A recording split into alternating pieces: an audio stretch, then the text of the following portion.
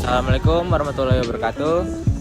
Kita lagi ingin mengerjakan tugas karakter building. Perkenalkan dulu kali Ibu. Ibu namanya siapa, dari mana? Saya Neni, salah satu dosen di PGSD.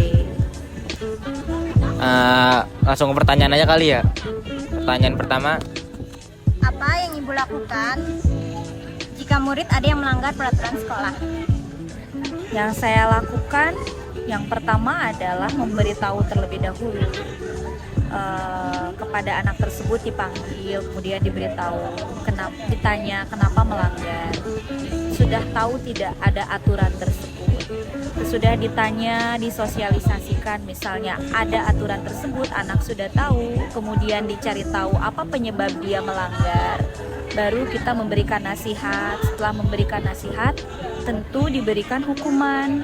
Meskipun hukuman itu terkesan negatif, tetapi hukuman harus diberikan karena konsekuensi dari sebuah pelanggaran peraturan.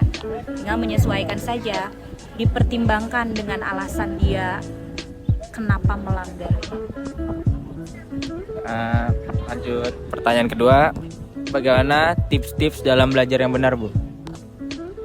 Tips-tips belajar yang benar berarti sudut pandangnya siswa ya. Iya. Siswa itu harus bagaimana caranya supaya mereka belajar yang benar. Satu, siswa mesti tahu dulu kalau mereka itu mau belajar apa. Jadi untuk bisa belajar dengan benar, mereka mesti tahu dulu tujuan belajarnya mau mempelajari apa. Nah, kalau mereka sudah tahu tujuan yang benar, maka biasanya belajarnya pun akan benar. Nah, kemudian yang kedua, kenali dulu apakah tipe belajar siswa tersebut. Jadi untuk bisa belajar yang benar, siswa mesti tahu dulu tipe belajarnya seperti apa. Apakah dia tipe visual yang gampang belajar itu kalau melihat?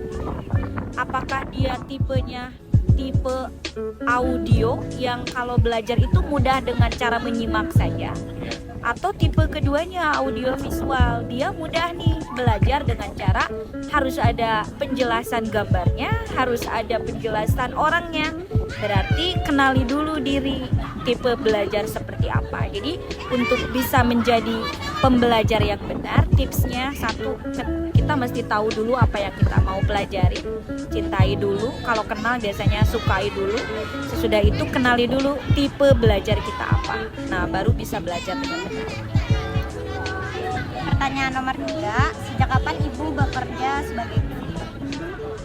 Kalau jadi guru, saya jadi guru sejak tahun 2011 sampai 2018. Itu 7 tahun tuh sebelum jadi dosen. Nah, dari 2018 sampai sekarang baru jadi dosen. Yang keempat, siapa yang menjadi inspirasi Ibu dalam mengajar? Yang menjadi inspirasi saya dalam mengajar banyak. Yang pertama, kenapa saya ingin menjadi pengajar? Lihat ibu dulu di rumah, orang tua mengajar kita. Kemudian itu sudah jadi inspirasi bagaimana cara beliau mengajar ke saya. Kemudian yang kedua, inspirasi mengajar itu dari guru-guru yang luar biasa yang saya temui juga. Ketika di SMP mungkin saya punya guru favorit, di SMA punya guru favorit. Itu yang menginspirasi saya bagaimana saya mengajar.